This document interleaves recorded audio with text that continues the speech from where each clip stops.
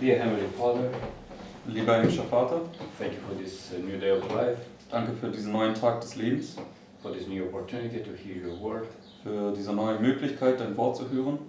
I want to ask you, Father, that you will please come amongst us and teach us. Ich möchte jetzt bitten, Vater, dass du unter uns kommst und uns lehrst. Bless this morning worship, please. Bitte segne diese Morgenandacht. Bless Brother Mark as he's leading it out. Segne bitte Bruder Mark, wenn er jetzt anleitet. Help him to be clear and help us to understand all these thoughts. Und hilf ihm bitte klar zu sein und all diese Gedanken darzulegen. Help with the translation and the live stream. Bitte hilf auch der Übersetzung und dem Livestream. And help us to be filled with your word for this day. Und hilf uns mit deinem Wort erfüllt zu werden für diesen Tag. In Jesus' name, amen. In Jesu Namen. Amen.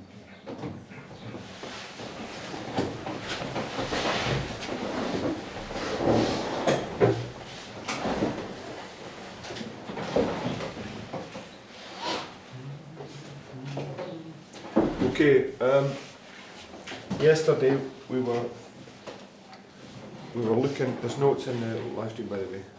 Also sind jetzt Notizen in der Livestream-Gruppe. Yesterday we were looking at these, the seven seals. Gestern haben wir uns die 7 Siegel angeschaut. And today specifically I want to look at the fifth and sixth. Und heute will ich nochmal gesondert das 5. und 6. Siegel betrachten.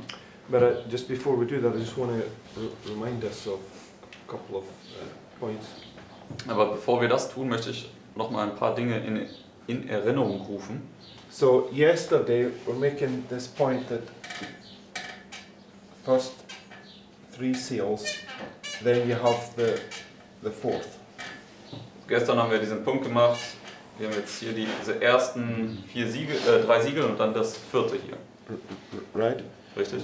Now, right here there would be a little time of peace, but I'm not marking, I'm only dealing with the one in the middle, right? Also genau hier wäre ja noch eine kleine Zeit des Friedens, aber die markiere ich jetzt hier nicht, sondern ich möchte hier nur diese mittlere kleine Zeit des Friedens hier darstellen. And the point I want to make is that when you look at it like this, I'm pretty sure that the third seal would be this little time of peace here, and I'll show you why.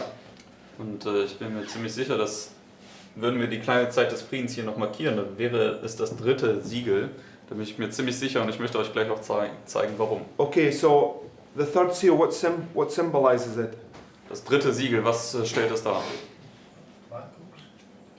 Yeah, okay, the black, but what does it symbolize? Das dunkle Pferd, aber was stellt es dar?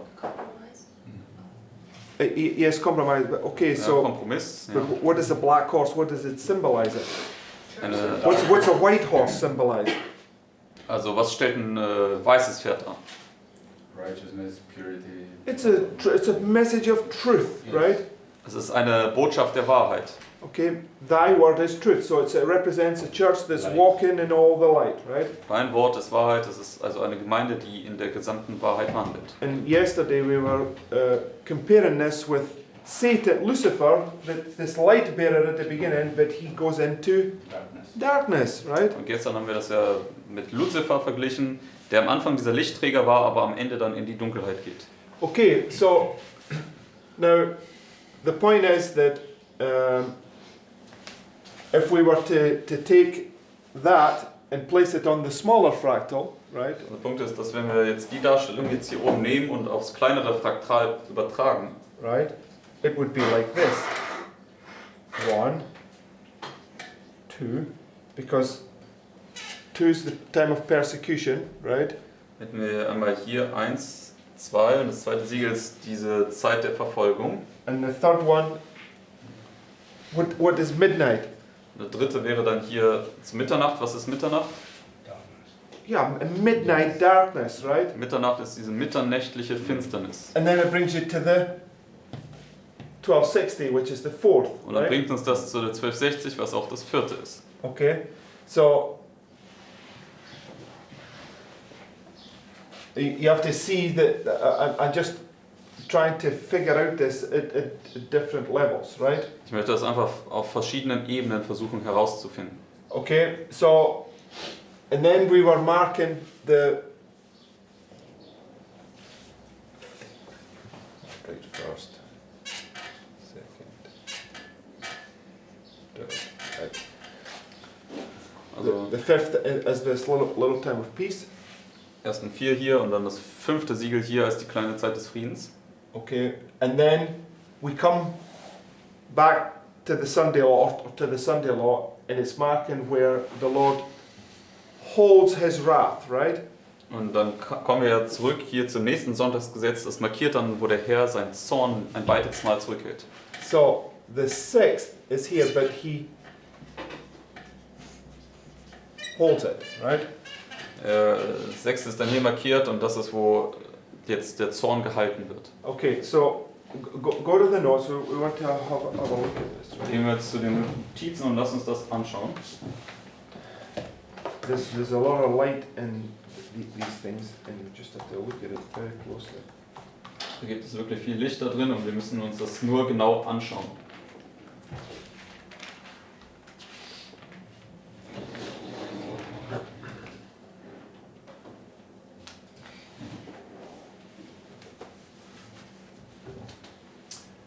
Okay, so if you go to the top of the notes, now there's one big long quote that I never had a chance to copy and translate and paste in. So we'll just, when we get to that, we'll just do it for as we go along.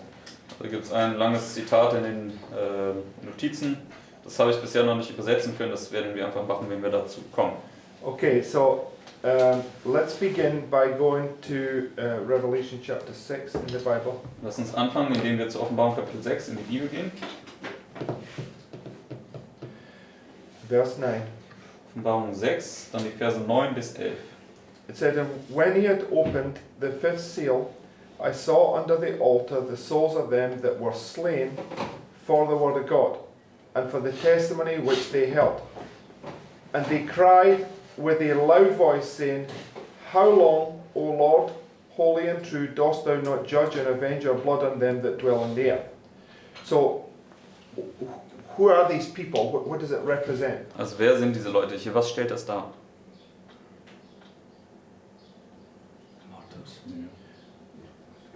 Okay, they're martyrs, but Das sind it's Märtyrer, a ja. very specific group of martyrs.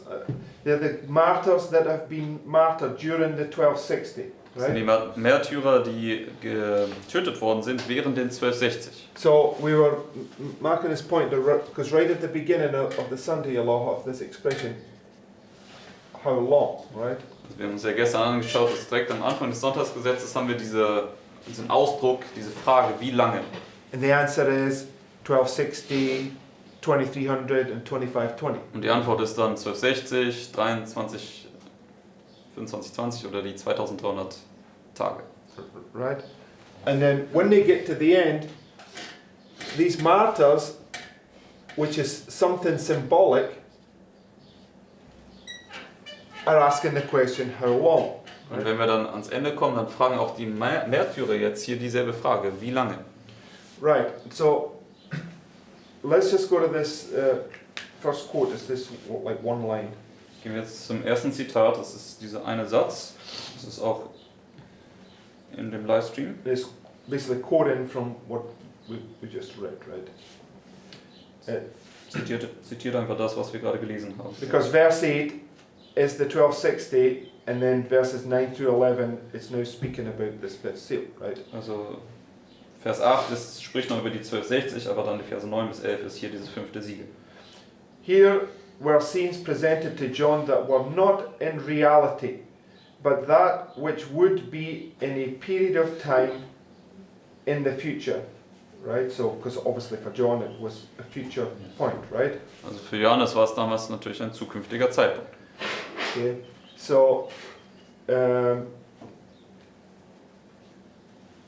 anyway, it's speaking about for us, it's all the prophets are speaking about the end of the world. It's speaking about this Sunday law crisis at the end of the world. Weil wir wissen, dass alle Propheten über das Ende der Welt sprechen. Es spricht also über die Sonntagsgebetskrise für uns. Now, when we do the study on Revelation 17, the past, the present, and the future, Und als wir das Studium über Offenbarung 17 gemacht haben, Vergangenheit, Gegenwart und Zukunft, John is standing. John is standing here, right? steht ja Johannes hier an der finalen Untersuchung. So it would say this is something. Be able to do that there. Doesn't matter. Maybe that's a wrong thought. But the point is, it's speaking about something in the future, right? Also sie sagt zumindest hier, es sind Dinge, die in der Zukunft passieren werden. Okay. Anyway, go to this next quote, and we'll make some head or tail on this. From Second Spirit of Prophecy. Gehen wir zum nächsten Zitat und das wird dann vielleicht ein bisschen mehr Aufschluss geben. Now, 2 SE. go back to just before we read this. Go back to Revelation 6, and let's read verse 11. Und bevor wir jetzt das nächste Zitat lesen, gehen wir nochmal zu Offenbarung 6, Vers 11. It says, "And white robes were given unto every one of them. And it was said unto them that they should rest a little season until their fellow servants also and their brethren that should be killed as they were should be fulfilled." Right. So, they're standing right here. Also wir stehen ja jetzt genau hier. Is this marking something prophetically where white robes are given? Und markiert das etwas Prophetisches, wo weiße Gewänder gegeben werden? And I'm not talking about the seals, I'm talking about somewhere else. Ich spreche jetzt nicht hier über die Siegel, sondern über eine andere Geschichte. Joshua. Okay, Joshua, right? Because it's the end of the investigative judgment of the living, right? Geschichte von Josua 3 oder Joshua und aus Sacharja 3 am Ende des Untersuchungsgerichts der Lebenden. Okay, so if we were to just take the fractal and parallel with the Millerite line, this would be the point, October 22nd, where the closed door is, where he says it is done, right? Also wenn wir das jetzt, dieses Fraktal nehmen würden und dann parallel setzen würden mit der Miller-Linie, dann wäre das ja der 22. Oktober, wo es die geschlossene Tür gibt und Christus sagt, es ist geschehen. Okay, so it's the unto 2,300 days, then shall the sanctuary be cleansed, right?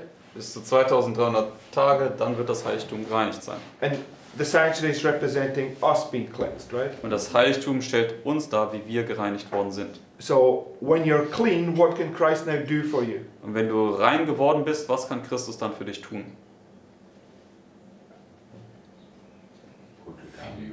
Yes, fill you, right? You're a new bottle, so he can now fill you with the Holy Spirit. Er kann dich jetzt füllen, denn du bist jetzt eine neue Flasche geworden. Er kann dich jetzt füllen mit dem Heiligen Geist. What are you going to say to that? Put a wedding garment. Yes, but it's the same principle, right? The wedding garment, which is the seal, which is the latter rain, right? Also kann dieses Hochzeitsgewand dir anziehen. Das ist dasselbe Prinzip, wie das der Spätregen ist oder dieses Siegel. So, what I want us to understand is that when you get here at this point, you get the wedding garment, right? This is would be the one for eternity, right? Und was ich machen möchte, ist, dass wenn du hier ans Ende kommst, dann kriegst du da dieses Hochzeitsgewand, nämlich das du für alle Ewigkeit haben wirst. Okay, but when you take if you take this line, right, and just parallel these events, I'm not taking them, right, as if I've taken this. How do I explain this? Because this Sunday law right here is the same as this Sunday law right here, right? Also dieses Sonntagsgesetz hier ist ja das vom Prinzip dasselbe wie das Sonntagsgesetz hier. So I could do this, right? First, second, third, and fourth, right? Also ich könnte jetzt hier genau dasselbe einfach hier dann auch übertragen in dieses Sonntagsgesetz. Right? Exactly the same, right? Ist genau dasselbe. So when we have the sixth here, we also have the sixth here, right? Deswegen, wenn wir das 6. Siegel dort haben im Sonntagsgesetz, müssen wir das ja folglich auch hier vom Prinzip her in diesem Sonntagsgesetz haben. Hold. Same principle, right? Selbe Prinzip, haltet. Just repeating pattern. Das sind einfach die sich wiederholenden Muster. So there's a little time of peace here would be the fifth, right? Deswegen, es gibt hier eine kleine Zeit des Friedens davor, das wäre vom Prinzip her das 5. Siegel. Okay, but when I take this and I bring it down here and just apply the things that happened, it's just the same here, right?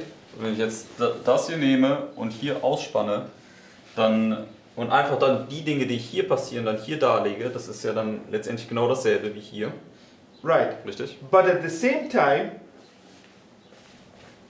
you can bring this down here to overlap it, right?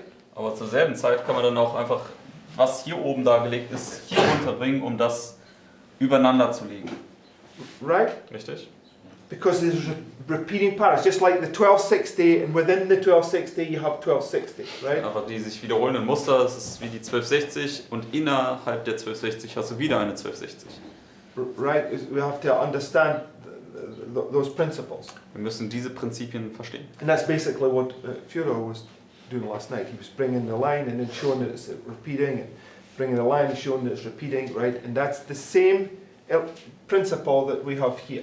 Right? So, was zum Beispiel Bruder Führer gestern Abend gemacht hat, er hat einfach eine Linie ausgespannt und dann das kleinere Fraktal darunter getan und dann wieder ein kleines Fraktal genommen und wieder darunter ausgespannt. Es ist immer wieder dasselbe Prinzip und dasselbe Muster. Okay, so when you do that, right? So just I'm not going to write them anyway. We'll just take those down here, right? Also wenn wir jetzt diese Siegel jetzt hier so überlagern würden, also die ersten 4 dann hier und das 5. hier und das 6. hier, Right. It means that right at this point at midnight, what is one group getting? deswegen was sagt es hier, genau hier zu diesem Punkt hier zu Mitternacht, was wird eine Gruppe erhalten? White robes, right?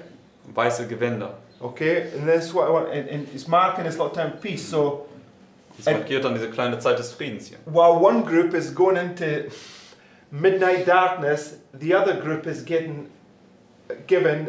their robes right here, which would be the foot washing. Also Right? während eine Gruppe hier in diese mitternächtliche Finsternis geht, kriegt hier die andere Gruppe hier diese Gewänder durch diese Fußwaschung. Right? You get what it's illustrated? Kennt ihr, was das hier illustriert? I mean, we can understand that without even bringing the seals together, right? That one group's going to go into the cities right here, and they are in deepest darkness, right? Und das können wir ja schon verstehen, ohne die Siegel anzuwenden. Wir wissen ja zum Beispiel, eine Gruppe geht hier in die Städte und sie ist also in mitternächtlicher Finsternis. And this midnight here marks light and exceeding bright light, Und right? Mitternacht markiert hier einmal das Licht und das überaus helle Licht. Okay. Now, just go back to Revelation 6:11. Gehen wir nochmal jetzt zurück zur Offenbarung 6, Vers 11. It says, "And white robes are given to every one of them, and it was said unto them that they should do what? Rest for a..." No, it doesn't say little while. It says little season, right? Also sie sollen für eine kleine Zeit ruhen. Okay. Now go to this next quote from Second Spirit of Prophecy. Und gehen wir jetzt zum nächsten Zitat aus 2 SP. Das ist auch gepostet. 2 SP 258.3. It says, "Jesus, to obtain a little season of repose, and for the benefit of his disciples, proposed that they should go with him into a desert place and rest a while." Right? Exact same language. Also hier sollen sie auch eine kleine Weile ausruhen. Selbe Sprache. Right? So when you have the fifth here, right, marking when they're to rest for a little season, right? You have Christ saying, "Come rest a while," right here, because that chapter in Desire of Ages, "Come rest a while," is talking about the little time of peace, right? Also hier, wo man im 5. Siegel jetzt diejenigen hat, die für eine kleine Zeit sich ausruhen sollen, hat man eben hier dasselbe mit Christus, der seinen Jüngern sagt, komm und ruh dich für eine kleine Weile aus. Right? Exact same language, two different events parallel in each other. Selbe Sprache, 2 verschiedene Ereignisse, aber sie stehen parallel zueinander. Everybody get that point? Können So- ihr den Punkt sehen? It's just a confirmation that the fifth seal is the little time of peace, right? Das ist einfach eine Bestätigung, dass das 5. Siegel die kleine Zeit des Friedens ist. Now, the only bit that I don't understand And also just added, I mean, It was at the end of the first missionary tour where he said it, right? Come rest a little while. Yes. So they sent out here, they have this missionary tour here, and at the end he says to them, come rest a little while. Yes. Fits it nicely hier. Also es war am Ende der ersten Missionstour, die 12 werden ja hier ausgesandt, haben dann ihre erste Missionstour und hier endet das dann, bevor die zweite hier anfängt. Yeah, Und dort because sagt er, komm und ruh dich aus. yeah, right at the beginning you have the 12 disciples. What does he say?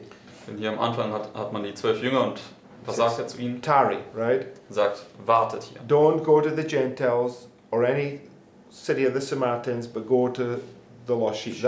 That's your task right here, right? Er sagt ja, geht nicht zu den Heiden oder zu den Samaritern, sondern zu den verlorenen Schafen des Hauses Israel und das ist deine Aufgabe dann hier. And it shows when you do that, you get persecuted, right? Und das zeigt uns dann hier, dass wenn man das treu tut, dann wird man letztendlich auch verfolgt werden. So right here, let me read that first.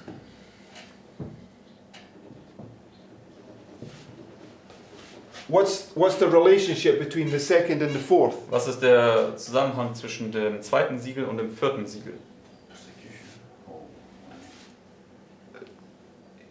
Okay, so persecution, right?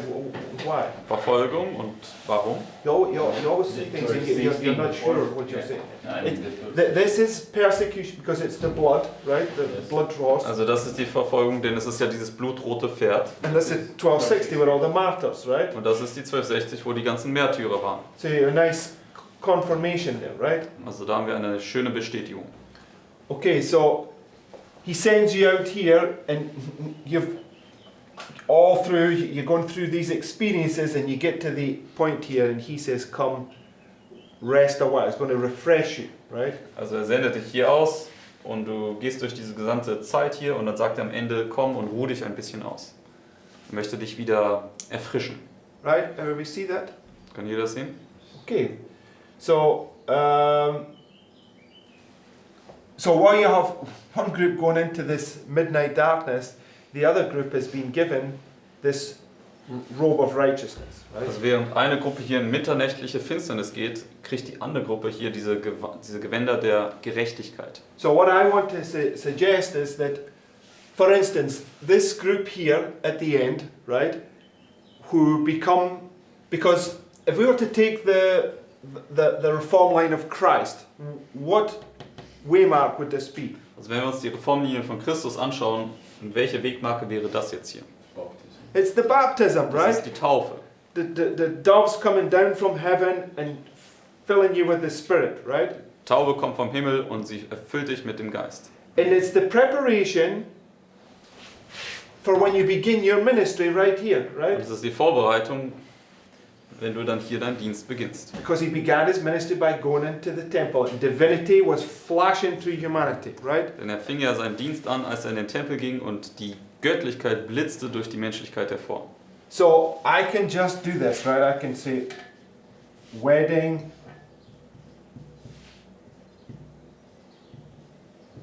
garment. This is what you're being refreshed in this time period. It's a time period of refreshing and you're being given the wedding garment, right? Also in dem Sinne, hier wirst du in der Zeit hier erfrischt und hier erhältst du dann auch das Hochzeitsgewand. Everybody see that? Kann jeder das sehen?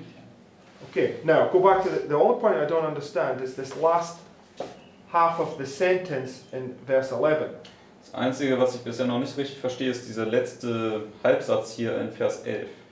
It says that they should rest for a little season until their fellow servants also and their brethren that should be killed as they were should be fulfilled. Now, I'm looking for some clarification on quotes and stuff on this, but I'm assuming that it's talking about until you come to this time period and then they go through this. But I want some, clear confirmation. Also ich gehe davon aus, dass es bedeutet, dass du dann du sollst ruhen, bis du zu diesem Zeitpunkt hier kommst und dann hier diese Erfahrung beginnt, wo die anderen getötet werden. But if you just to read it, it would say until here, right? That's where you see what I mean? Yeah. Also wenn man das so liest, dann könnte man denken, ja, es Sie sollen warten bis hier. Okay, so, but I'm sure the Bible will explain itself, but regardless of that last bit that not understand, everything else, you've got to go with the weight of evidence, right? But can I just ask, why do you read it like this? It That says, it can be until the end. they were to rest yet for a little season until. Yes. The word until means, so at the end of the rest Ah, okay. brings you to a point, right? Ah, okay. Understand. Yes.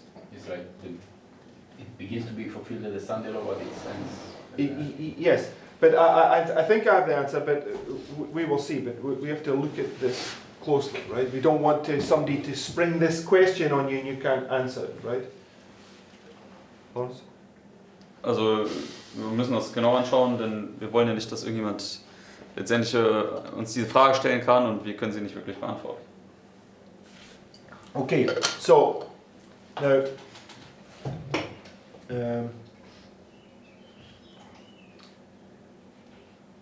now go to the next quote. This is very nice.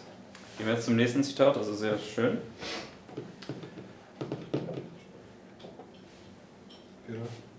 Okay, next quote. It says, "My mind has been called to Revelation 6:9. And when he had opened the fifth seal, I saw under the altars the souls of them that were slain for the word of God, and for the testimony which they held. And they cried with a loud voice, saying, How long, O Lord, holy and true, dost thou not judge and avenge your blood on them that dwell in the earth? And white robes were given to every one of them. And it was said unto them that they should rest yet for a little season until their fellow servants and their brethren that should be killed as they were should be fulfilled. Those who have suffered for the truth's sake, those who have been maligned by Satan and his host, shall be clothed in a change of raiment and their reproach taken away." So what does this now do? Was macht das hier für uns? No, it's put it at the end already. What does it do? Was macht das hier? What people is it talking about here? Über welche Leute spricht das jetzt hier? Are they dead or alive? Sind sie tot oder lebendig?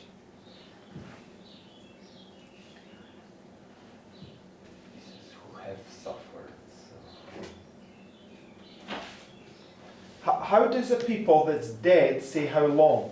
Wie können Leute, die tot sind, sagen, wie lange? Okay, so it's representing something symbolic, right? Stellt also etwas Symbolisches dar. So it's representing, regardless of what, look, everybody that goes through this time period is going to suffer for Christ and be maligned and etc. etc. Jeder, der durch diese Zeit hier hindurchgeht, der wird ja für Christus leiden und maligned, what is maligned? Maligned means falsely accused, Okay, und falsch angeklagt werden. right? So the point is that whether you're a martyr or whether you're alive right here, you're going to get this white garment, right? So ganz gleich, ob du jetzt hier Märtyrer bist oder noch am Leben bist, du wirst auf jeden Fall hier dieses weiße Gewand erhalten. Okay, so Well, the martyrs who received it at the second coming literally. yes, I'm not denying that in one sense it talks about martyrs, but if Christ, if you hate your brother in your heart, what are you doing to him? Also You're wenn murdering him, right? du deinen Bruder im Herzen hast, dann tötest du ihn. Okay, so at least how I read that, it's talking about just like that you bring it together with Joshua. You get this robe of righteousness placed upon you at the end, and then you ask the question, how long, right? Also wie ich das momentan lese, ist, du bringst das hier zusammen mit der Geschichte von Joshua. Am Ende kriegst du dieses weiße Gewand und dann stellst du die Frage, wie lange? Okay, anyway. Let's now go to the sixth seal. Gehen wir jetzt zum 6. Siegel. Now, I want to go back in history because we need to make sure that we understand it from a historical context first, right? Und wir wollen jetzt erstmal in die Geschichte gehen, denn wir wollen erstmal sicherstellen, dass wir das im historischen Kontext richtig verstehen. Okay, so first foremost, for great controversy, 304. Zitat hier aus dem Großen Kampf. 307 im Deutschen. It says, "Prophecy not only foretells the manner and object of Christ's coming, but presents tokens by which men are to know when it is near. Said Jesus, there shall be signs in the sun and in the moon and in the stars. The sun shall be darkened, and the moon shall not give a light, and the stars shall fall, and the powers that are in heaven shall be shaken. And they shall see the Son of Man coming in the clouds with great power and glory. The Revelator thus describes the first of the signs to precede the second advent. There was a great earthquake, and the sun became black as sackcloth of hair, and the moon became as blood. Right. So, Erster Absatz. in history, these signs were not all at the same time. Also in der Geschichte waren diese Zeichen, die unter dem 6. Siegel sind, nicht alle zur selben Zeit. But what we have to understand is that they're all marking the same point in time prophetically, right? Aber was wir verstehen müssen, ist, dass sie für uns alle dieselbe Zeit markieren, prophetisch gesehen. So we're going to go through those signs one at a time and show that they're all marking this point right here, which is marking the sixth seal, right? Also wir gehen jetzt durch diese Zeichen durch und müssen dann verstehen, dass sie alle letztendlich hier dieses 6. Siegel hier markieren. Okay, so let's deal with the earthquake. Lass uns jetzt hier das Erdbeben zunächst anschauen. It says, these signs were witnessed before the opening of the 19th century, in fulfillment of this prophecy that occurred in the year 1755, the most terrible earthquake that has ever been recorded. Though commonly known as the earthquake of Lisbon, it extended to the greater part of Europe, Africa and America. It was felt in Greenland, in the West Indies, in the island of Madeira, in Norway and Sweden, Great Britain and Ireland. It pervaded an extent of not less than 4 million square miles. In Africa, the shock was almost as severe as in Europe. A great part of Algiers was destroyed, and a short distance from Morocco, a village containing 8 or 10,000 inhabitants was swallowed up. A vast wave swept over the coast of Spain and Africa, engulfing cities and causing great destruction. Okay, so let's look at it from the little time of peace, right? So we are, just for argument's sake, right? We are just before this time period here, right?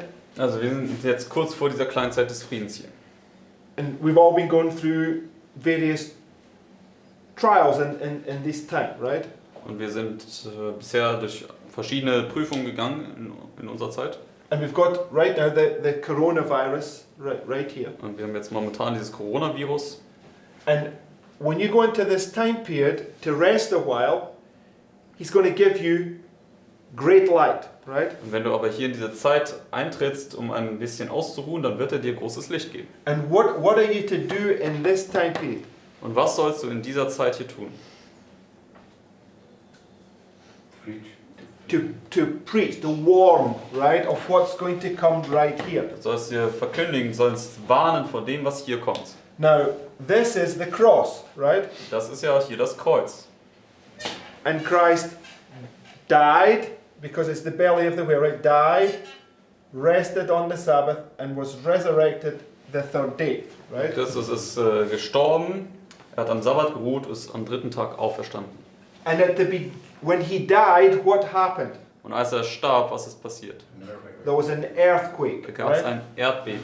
So I'll just put EQ because I don't want to take up all the. And there's an earthquake at the end, right? Also ich okay, jetzt hier einfach nur EQ für Erdbeben. Da gab es ein Erdbeben am Anfang und ein Erdbeben am Ende, als er auferstand. Right? Richtig? So it's always shown us this principle. There's something at the beginning, something at the end, right? Zeigt uns immer das Prinzip, das was am Anfang ist auch am Ende. Okay, so this would be in agreement with the fact that this earthquake that comes at the time of the end of the persecution, right? Also das ist jetzt hier in Übereinstimmung, dass dieses Erdbeben hier am Ende dieser Zeit der Verfolgung dann markiert ist. Now, I want us to understand.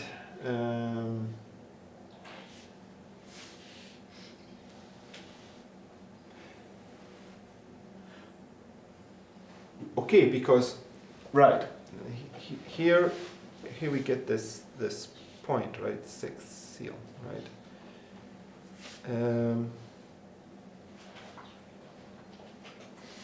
Okay, now this is quite strange. You have to really open your mind here, right? So the fourth seal is the 1260, right? Also das vierte Siegel ist ja die 1260, stimmt's?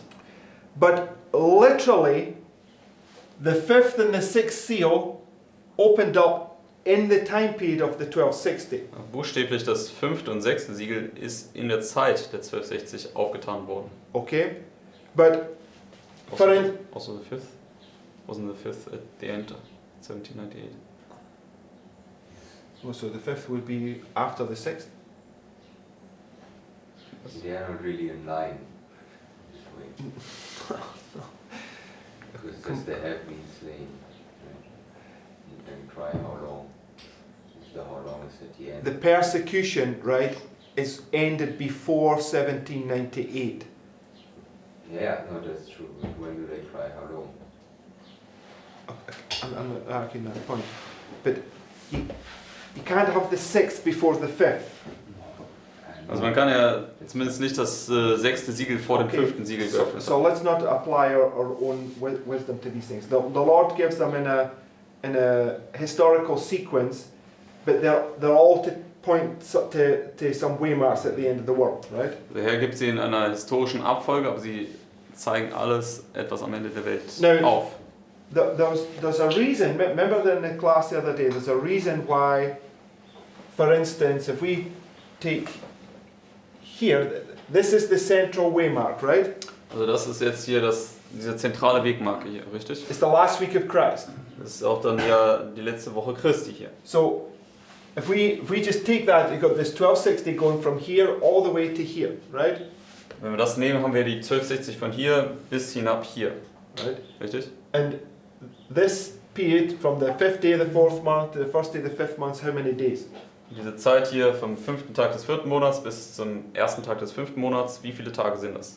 25, right? 25. And you have this period of rest cut short by 25, right? It was a symbol of these 25 years, right? Und wir haben also diese Zeit der Ruhe hier, ist diese abgeschnittene Zeit, diese 25 Jahre. Okay. 1260. Now, this is where it gets quite. You have to really think outside of the box or to understand these things. Right? Also hier müssen wir jetzt anfangen, wirklich außerhalb der Box zu denken, um diese Sachen verstehen zu können. Anyway, the point that I want to make is that all these things that happened in this sixth seal happened at different points in history in an order that they came in, right? Ein Punkt, den ich machen möchte, ist, dass diese ganzen Dinge, die im 6. Siegel beschrieben sind historisch gesehen an verschiedenen Zeitpunkten in einer gewissen Reihenfolge passiert. But the symbols themselves will dictate and show to us that they're all taking place right here. Aber die Symbole, die mit diesen Ereignissen einhergehen, die zeigen uns, wo das auf die Linie zu platzieren ist, und sie werden uns zeigen, dass sie alle hier am Sonntagsgesetz dann zu platzieren sind. Okay, so you have this one. Here you have an earthquake, confirms the earthquake right here, the first one, right? Also hier haben wir das Erdbeben, und das ist dann eine Bestätigung, dass wir hier auch das Erdbeben haben, wie im 6. Siegel beschrieben. Okay, so go to this next quote, and this next quote is from Life Sketches. Gehen wir zum nächsten Zitat. Das ist jetzt aus Life Sketches entnommen. It says the same is a matter of prophecy in Revelation 6:12. The first event under the sixth seal is the great earthquake of 1755. Then follow the signs in the sun and the moon of 1780 in these words. The sun became black as sackcloth of hair, and the moon became as blood. The full moon appeared through the darkness of the night, which followed the dark day of May 19, 1780 as a ball of blood. Now the reason I've put this quote in here is written by James White. Also der Grund, warum ich das hier reingetan habe, das ist ein Zitat, das James White geschrieben hat. Now when does he say that the great earthquake is? Wann sagt er hier, wann war das große Erdbeben? 1755. The same as what Sister White says in Great Controversy. Right? 1755, dasselbe, was Ellen White im großen Kampf sagt. And the reason why I did this, right, is because this next quote we're going to come to is this big long one that is from Advent Review and Sabbath Herald. Also der Grund, warum ich jetzt dieses Zitat noch hinzugefügt habe, ist, Weil im nächsten Zitat, dieses lange Zitat, was wir jetzt lesen werden, das ist vom Adventist Review and Sabbath Herald. And it's written by James White.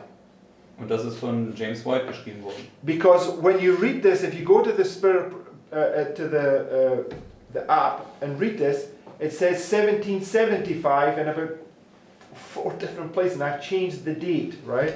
I think it's just a misprint. Wenn man zu dem Artikel geht, dann kann man sehen, dass dort immer wieder 1775 beschrieben wird als das Erdbeben. Und ich glaube, das war aber ein Druckfehler oder so. But it was not written by James White. He was just publishing it. It was some snook or so. Okay, yeah, he was the publisher, so that's right. But the point is, you can be sure that he has read through it and proof-checked it, right? Also, es ist von James White herausgegeben worden, er hat es nicht selbst geschrieben, aber man kann ziemlich davon ausgehen, dass James White es zumindest Korrektur gelesen hat. Okay, so Deswegen, ich habe einfach das Datum dann jetzt selbst geändert in diesem Artikel jetzt. because it even tells you in here that the November the 1st, and it was November the 1st, 1755, but it says November the 1st, 1775. Also in dem Artikel sagt es 1. November 1775, aber es war an sich 1. November 1755. Deswegen, ich habe das dann korrigiert. Okay, anyway, so I realised that that's just a plain mistake that they've made there, and it happens all the time, especially in the Ellen White's writings. People that have put these things together put wrong things in, and you have to correct that. Right? Also ich habe das dann einfach korrigiert, weil ich gesehen habe, dass das ein klarer Fehler ist. Und es passiert hier und da mal in diesen Ellen White Apps, dass da Leute Sachen falsch übertragen haben. Okay, so let's read the quote. Lass uns das Zitat lesen. Das postet in German. Ich habe es jetzt auch ins Deutsche noch gepostet. Du kannst da. Okay, it says, the sixth seal was opened in 1755. All students of prophecy admit that we are living in a solemn time. Events of the most grand and thrilling importance are transpiring daily within our own observation. Signs as precursors of the day of the Lord are everywhere looming up before us. To these the faithful saint can look as to so many witnesses unitedly testifying that the last day is near, that the end of all things is at hand. And seeing them, he can lift up his head and rejoice in anticipation of the great blessings just before him, which he will receive when his Lord shall come. The way is truly plain, the light is clear, and the testimony sure. We can know that the time is near, that the day is at hand. In the book of Revelation, the Christian dispensation is divided into 7 different periods. These are represented by 7 churches, 7 seals, and 7 trumpets. We call especial attention to the 6th seal, it being under this that the signs are manifested and the great day of wrath appears. And I beheld when he had opened the 6th seal, and lo, there was a great earthquake, and the sun became black as sackcloth of hair, and the moon became as blood. 3 important events mark very clearly the date of this seal. 1. The great earthquake. 2. The darkening of the sun. And 3. The darkening of the moon. These events must appear in the order stated. An earthquake after the darkening of the sun and moon will not answer the specifications of the prophecy. Neither will any darkening of the sun and moon before the occurrence of the earthquake fulfill the prophecy. In order, therefore, that we arrive at the true data of this seal, we must learn definitely when this great earthquake occurred, for that is the great event designated the time when the seal was opened. Right? So he's just basically saying it has to come in the order that is given, right? Und er sagt letztendlich, die Ereignisse müssen in der Reihenfolge geschehen, wie sie hier im Siegel beschrieben werden. Okay. The great earthquake, when did it occur? First, it could not have occurred during the great papal persecution against the saints when the fifth seal was opened. Right? Telling you right there, the fifth seal was opened prior to the sixth seal in the time period of the persecution. Right? Sagt uns hier, dass das 5. Siegel vor dem 6. Siegel geöffnet worden ist, nämlich in dieser päpstlichen Verfolgungszeit. It says, when the fifth seal was opened, those who had been slain under the fourth seal were seen and told that they should rest for a little season, until their fellow servants and their brethren should be killed as they were. This great tribulation was gradually slackened from AD 1700 until we come down to the latter half of the 18th century. We have no record of any general persecution against the saints by the Pope since that time. So you can clearly see that this 25 years cut short would mark this little time of peace, right? Also wir können sehen, diese 25 Jahre, die abgekürzt worden sind, diese kleine Zeit des Friedens markieren. That's why I'm saying to you, right, when you have this 1260 here, and you have this 25 marked here, marked the little time of peace, it's giving us this illustration, right? Deswegen, wenn wir hier die 1260 markiert haben und dann hier diese 25 abgeschnitten haben, das lehrt uns diese Darstellung hier. Right? Okay, so, second point. Zweiter Punkt. The great earthquake occurred November 1st, 1755. Lisbon was destroyed by the most terrible earthquake that has ever occurred. 60,000 persons perished in 6 minutes.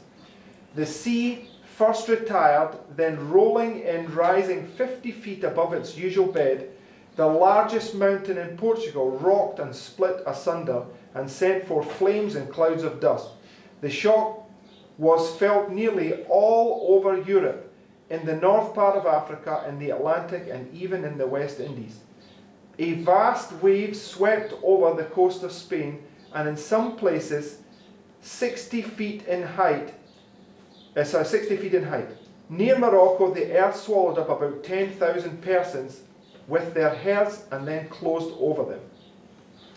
This was the greatest earthquake known to historians. It occurred at the right time, soon after the tribulation of the 1260 years. But in the years, as they extended to 1798, we have now located beyond doubt the beginning of the sixth seal. It began in AD 1755. We may from that date forward begin to look for those signs to appear which precede and point to the coming of the Lord. So basically what he's saying is from 1700 forward, the papal persecutions were easing off, right? So coming into this time of peace, leads up to 1755, where you have this great earthquake, right? And Also was so on er and so forth. sagt, ist, dass mit dem Beginn des 18. Jahrhunderts haben dann die päpstlichen Verfolgungen angefangen aufzuhören. Und du kommst in dem Sinne in diese kleine Zeit des Friedens rein und dann 1755 fängt das 6. Siegel an mit diesem Erdbeben. Okay, but we're not taking them in a chronological order. We're taking them by their symbols, right? Aber wir würden die jetzt nicht chronologisch anwenden, sondern anhand der Symbole. Okay, so that's what I'm trying to. So what I'm saying is that clearly you have this point in history, 25 years cut short, and it's marking it here parallel in a little time of peace, right? Denn wir haben ja historisch gesehen diese 25 Jahre, die abgeschnitten werden. Das markiert diese kleine Zeit des Friedens. Okay, so that would mark the Und das würde dann fifth seal, das 5. Siegel markieren. right? So, and we know that when the sixth seal comes, it marks this point where you get given this. The sixth seal marks the point where all the signs of the shaking of the heavens and the earth come, right? Und das 6. Siegel markiert dann den Punkt, wo diese Zeichen der Erschütterung des Himmels und der Erde dann kommen werden. And when we go to Matthew 24 or Luke 21, it clearly marks these points where it's going to take place, right? Wenn wir zu Matthäus 24 und Lukas 21 kommen, markiert es ja sehr deutlich, dass das hier dann der Punkt ist, wo das stattfinden wird. Okay, so we've taken them all individually, and we've taken the first one, this great earthquake, and we can see that it's marking here, right? Und wir nehmen jetzt erstmal diese Ereignisse individuell. Wir haben das große Erdbeben hier gesehen, markiert also ganz klar hier, diese Okay. Wegmarke. So, next paragraph. Nächster Absatz, die die Verdunklung der Sonne. The darkening of the sun. This is the second and next event that marks the time when the sixth seal was opened. We understand this to be an unnatural darkness, a darkness caused directly by God Himself, an unmistakable sign of the approaching dawn of the last day. When did this event occur? Wann fand dieses Ereignis statt? Right, so we know that this is the sixth hour, right here. Also wir wissen, dass das hier die 6. Stunde ist hier. Right, sixth hour, right? 6. Stunde, 6. Stunde. This is the sixth and ninth hour. What happened on the cross from the sixth and ninth hour? Die 6. bis zur 9. Stunde. Und was passierte dort am Kreuz? The sun darkened at midday, right? It became midnight darkness, right? Also zum Mittag wurde die Sonne verdunkelt und es wurde zu dieser mitternächtlichen Finsternis. So the Lord is just bringing these signs together, line upon line. When you bring all the stories together, it's proving to us that they're right there. Der Herr bringt also diese ganzen Sachen Linie auf Linie zusammen und beweist, dass es also hier markiert ist.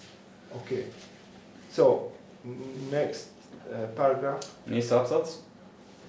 First, it must occur before the 1260 years run out.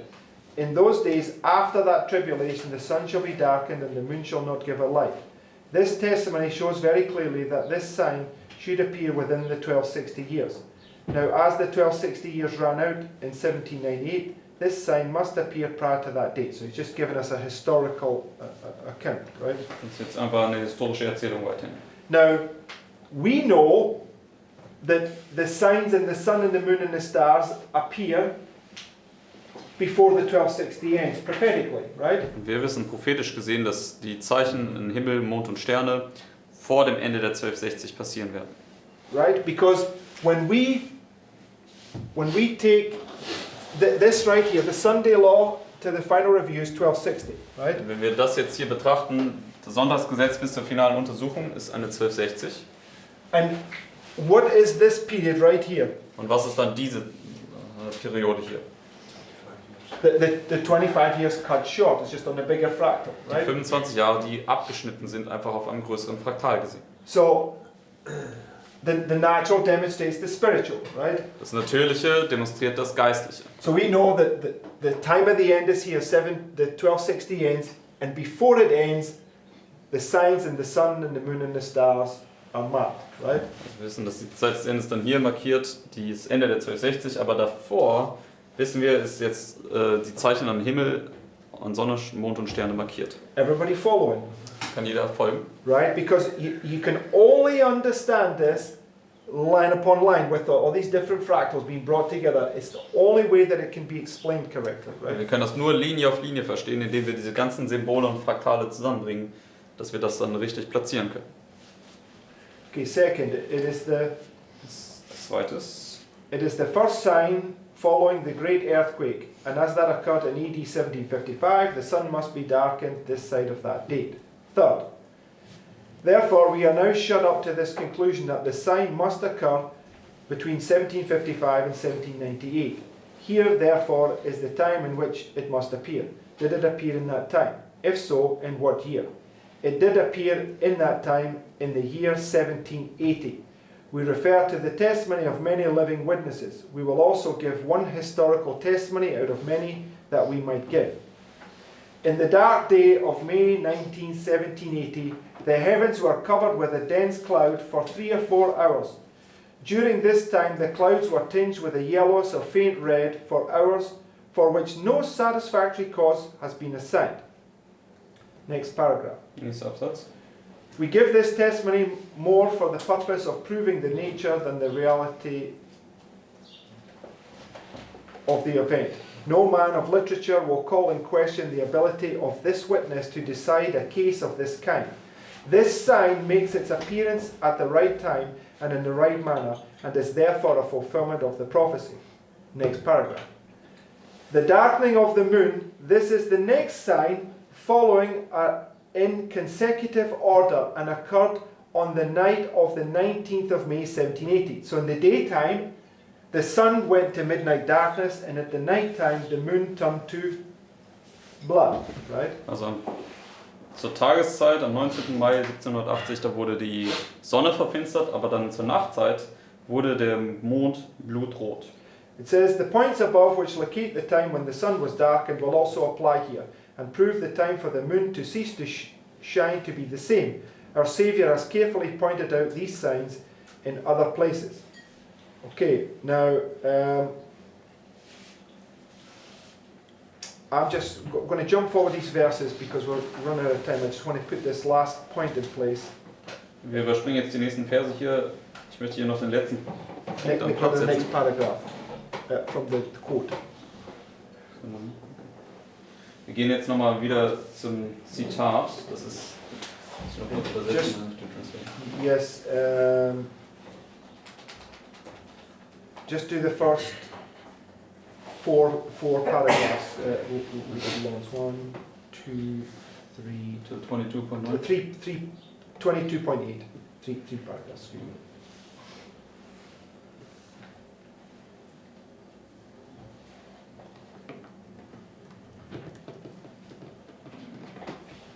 Okay, wir werden jetzt lesen bis 22.8. Also ich habe zwar bis Punkt 9 mit übersetzt, aber wir werden nur bis Punkt 8 lesen. Okay. So it says, the next sign spoken of in this prophecy is the falling of the stars. And the stars of heaven fell into the earth, even as a fig tree casteth her untimely figs, as when she's shaken of a mighty wind. Okay, so if we take the Sunday law is the time of the end, right? Sonntagsgesetz ist die Zeit des Endes. And this would mark August 11th, 1840, right? Das würde dann den 11. August 1840 markieren, It gets confirmed, right? wo es bestätigt wird. This is where he raises up the messenger. Und das ist ja, wo er den Botschafter aufrichtet. And what was the sign that marked the raising up of the messenger? Und was war das Zeichen, was das Aufrichten des Botschafters markiert hat in der Millerzeit? 1833, right? Das war 1833. This was making his time, the little time of peace, 1831, where he began to preach. In 1833, he got his license to preach, and the stars fell from heaven, right? Das ist dann diese kleine Zeit des Friedens hier 1831, wo Miller anfing zu verkündigen. Und 2 Jahre später hat er dann diese Predigerlizenz bekommen und die Sterne fielen vom Himmel.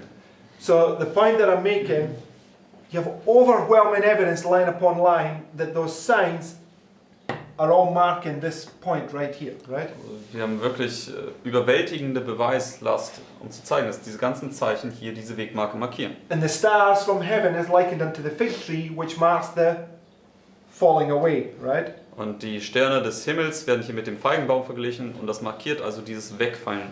That day shall not come except there be a falling away first and the man of sin be revealed, Es right? kommt ja nicht dieser Tag, es sei denn, es kommt zuerst dieses Wegfallen, dieser Abfall und der Mensch der Sünde wird geoffenbart. Okay, so we all following so far. Können wir alle soweit folgen. There's a lot of light in this, right? Really, really profound when you start to bring these things together. Also da ist echt viel Licht da drin und das ist wirklich bemerkenswert, wenn wir diese ganzen Dinge anfangen zusammenzubringen. Okay, so just before we close, right? Also nur kurz bevor wir jetzt abschließen. What does it mean for us now? Not so much the fifth seal where you're going to get the wedding garment, but what does it mean for us right here? Also was bedeutet das dann für uns hier, wenn wir zum 6. Siegel kommen?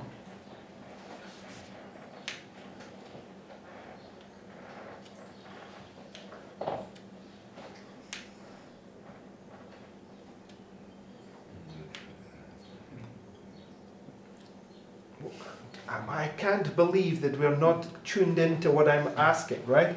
If all those things happened in the past and they're all pointing to this Weimar, what does it mean for us? Also wenn all diese Dinge in der Vergangenheit passierten und sie jetzt alle für uns hier auf diese Wegmarke hindeuten, was bedeutet das? Nothing, they're just pretty stories that we read from the past.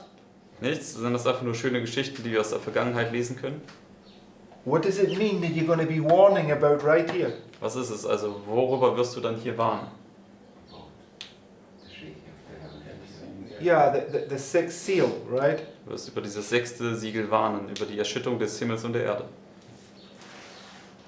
Okay, but here comes the point. When Aber you jetzt come to kommt- the sixth seal, what does Christ say? Weil jetzt kommt der Punkt, den ich machen möchte. Wenn du zum 6. Siegel kommst, was sagt Christus dort? Hold, right? Er sagt, haltet, Until the servants of God are sealed in their forehead. right? bis die Knechte Gottes an den Stirnen versiegelt sind. Jonah was in the ark for 7 days, and when he got on the ark, he expected the flood to immediately come, right? Noah Sorry.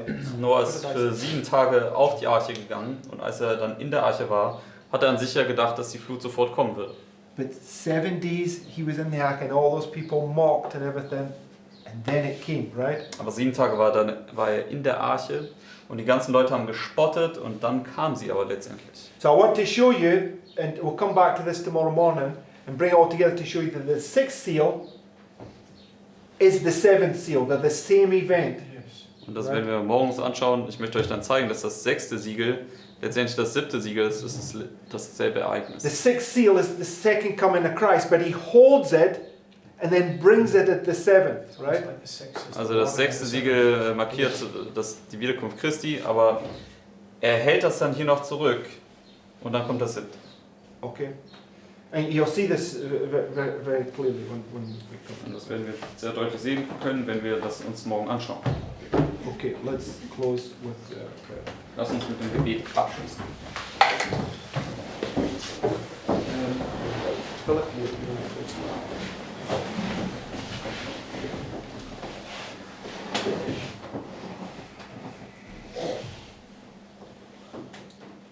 Dear Father in heaven, Lieber Vater im Himmel, we thank you for this new day. danken dir für diesen neuen Tag. Thank you for your mercy towards us. Danken dir für deine Barmherzigkeit uns gegenüber. And we pray that you will help us during this day to stay close to you. Wir bitten dich, dass du uns hilfst, während des Tages über nah bei dir zu bleiben, To fulfill all righteousness. dass du alle Gerechtigkeit erfüllen kannst. And please help us to not listen to Satan. Und hilf uns bitte, dass wir nicht Satan zuhören. And we pray that you help all of us to come up higher. Und ich bitte auch, dass du uns allen hilfst, höher zu kommen. In Jesus' name. In Jesu Namen. Amen. Amen.